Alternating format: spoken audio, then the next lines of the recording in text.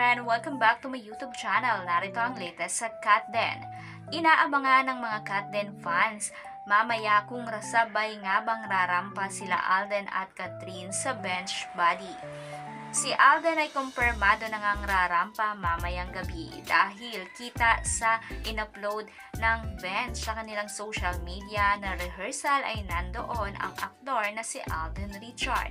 Samantala, naging palaisipan naman sa mga Katden fans at sa mga fans ni Catherine Bernardo kung rarampa nga ba ang aktres mamayang gabi. Matatandaan na last year ay rumampa si Catherine Bernardo.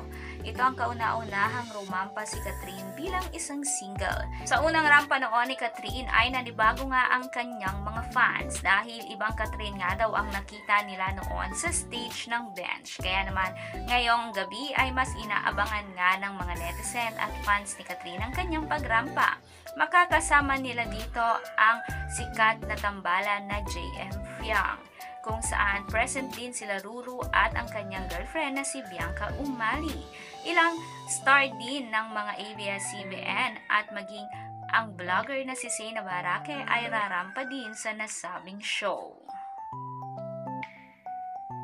Narito naman ang ilang litrato ni Alden Richard kung saan makikitang nagre-rehearse ang aktor bago siya pumunta sa birthday celebration kagabi ni Julia Montes.